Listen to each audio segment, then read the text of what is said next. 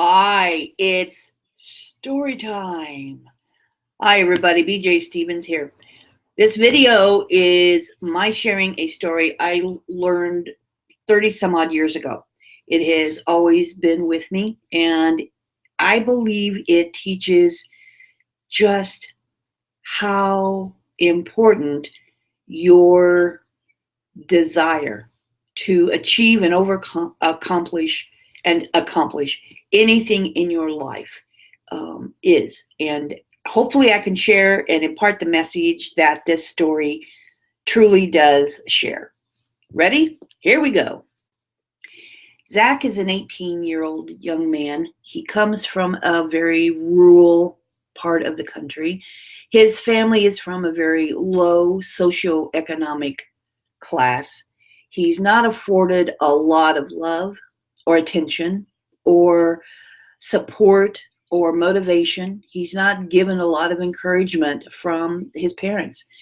He manages to graduate high school, but only barely. His grades are fair, but they're not outstanding.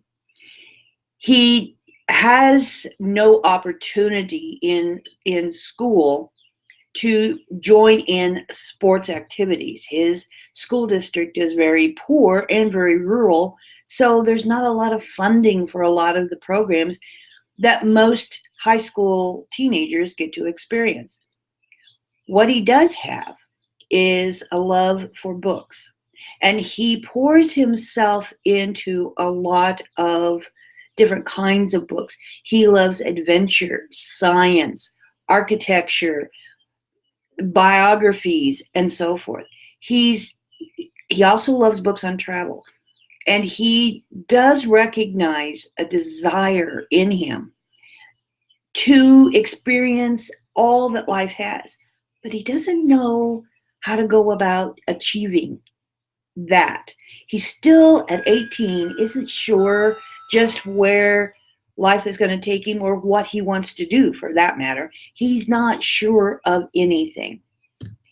One evening, him and a small group of buddies are cruising the main street downtown. He says that that's just about all there is to do in his town.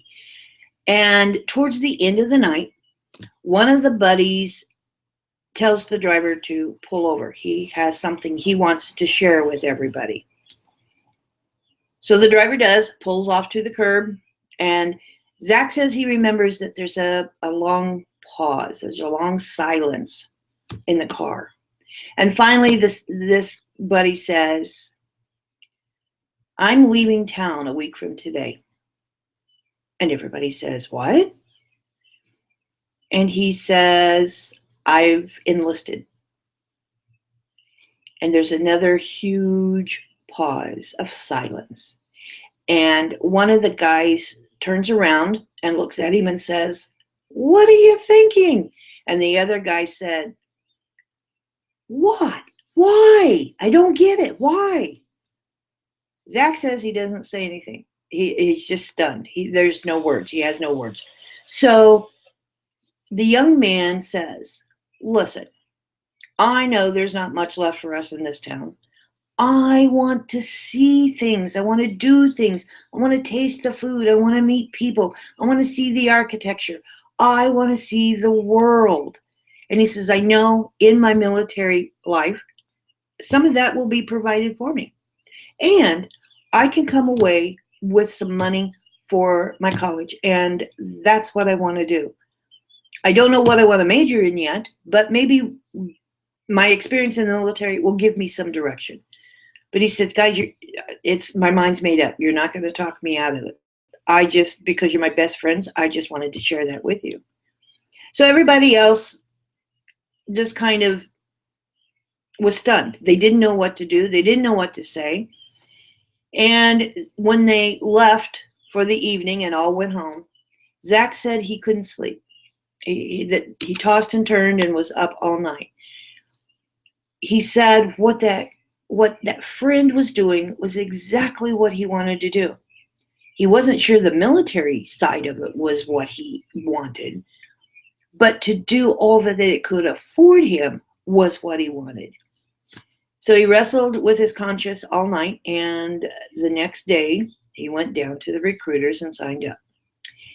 When he came home and told his parents, he said he got just about the reaction that he expected. His dad said, "Boy, you're the dumbest thing that walked this earth. What are you thinking?" And he said his mom said, "Whatever. If that's what it takes to get you out of the house, fine." Zach said he wasn't terribly disappointed, but that was his life. He gets into boot camp, and here's where the fun begins. Here's where the story develops. He wasn't prepared. He didn't realize how tough boot camp was. He wasn't in physical shape. He wasn't in a right mental state. He didn't come from a background where people were constantly barking orders and he was required to do whatever he was told to do without question. He said that whole boot camp training was an experience in and of itself. He was physically tired. He was mentally exhausted. He just knew that he'd made a commitment, and he was determined, regardless of the outcome, to finish that commitment. In the training, he said the 5-mile hikes and the 5-mile runs, he said, were taxing, physically exhausted, and he just knew that he could do it. But he said, boy, I had to learn to do it fast, and I had to learn to do it well. Towards the end of boot camp, one of the final challenges that they had to do was to complete an obstacle course. Now, this wasn't just a basic obstacle course.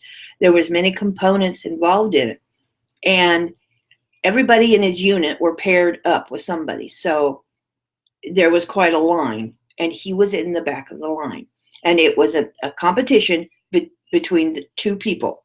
And as they began the obstacle course, and they were running through tires and jumping and crawling and climbing and running and doing a whole bunch of things, as he was watching and observing everybody, he realized that he was way beyond his abilities. So he said, my position kept getting closer and closer to that line, and I just kept saying, I don't know if I can do this. I don't know if I can do this. I'm just not sure if I can do this. And he tries and he tries, and he just can't come up with the right motivation. All right, so he gets in front of the starting line. The whistle blows, and he charges right out of the gate. And he says, I'm doing pretty good. I'm going through everything, and I'm keeping up with my opponent, and I'm charging. And the final piece of the obstacle course is you come through a gate of ropes, and you have to stand up, and then you have to charge towards a 40-foot wall with a rope hanging, and you have to climb the rope and pull yourself over. And he said, once I got through those ropes, I stood up and I looked straight ahead at this wall. And he said it was so massive and so overwhelming. And he said, I paused. My opponent is halfway down the 50 yards that it takes to get to that wall, and I'm still standing. And I hear my sergeant, get a move on. So he said, I started running. I'm running and running and running. And he said, I charge that wall, and I get right to the wall, and I stop again. And I look up at the wall, and it's so imposing. And I just jump. And he said, you know what happened? I missed the rope. I missed the entire rope, and I fall to the ground. And that sergeant comes running over at him, and he says, Private, what do you think you're doing? You need to accomplish this. Everybody in this unit is now waiting on you. It's your turn. You are keeping us from achieving our goal. You need to buck it up. Get back and start all over again. So he hangs his head and he walks all the way back to the starting point. And on his way back, the little voices are talking. See, told you, you can't do this. What do you think you're doing? You're just a screw up. You're never going to amount to anything. And he said it was the angel on one shoulder and the devil on the other shoulder, conscious and subconscious. And he was buying in to the negativity. The whistle blows and he starts again and he manages to get through everything, and he stands up and he looks at the wall, and instead of pausing for a long time, he says, I'm going for it. And he just runs, and he says, I jump and I get up the rope. But he said, then my arms start shaking and I'm trying to put one hand over the other. And he said, the lactate is kicking in and it's trembling and it's weak and they're heavy and I can't hold on. And he drops again. Now the sergeant's in his face again, and he says, listen to me, Private. You're no better than anybody else here. Why in the devil can't you get your butt over that wall? Do you hear me? You're going back and you're going to do this. We're going to stay here until you get your timed in on that, over that wall. There's not one person in this unit. They want to go to the bathroom. They want to get the shower. They want to eat in the mess. They got things they want to do. And we can't do it because you aren't pulling your weight. Do you hear me, Private? Now, you get back there and you buck it up. All right, start. And he walks all the way back to the start again. And he says, I just can't, if those guys are depending on me and I'm holding them back, I can't disappoint them. I wouldn't want it. So he said, that's when the angel side takes over and said, Zach, you can do this. You know you can do this. What is keeping you from getting up and doing what you need to be doing? Son, you can do this. Let's go. Prove everybody wrong. Prove your mom and dad wrong. Prove everybody wrong. Prove yourself wrong. Do this. The whistle blows. Boom. And he said, I am hell bent. I'm going to make it.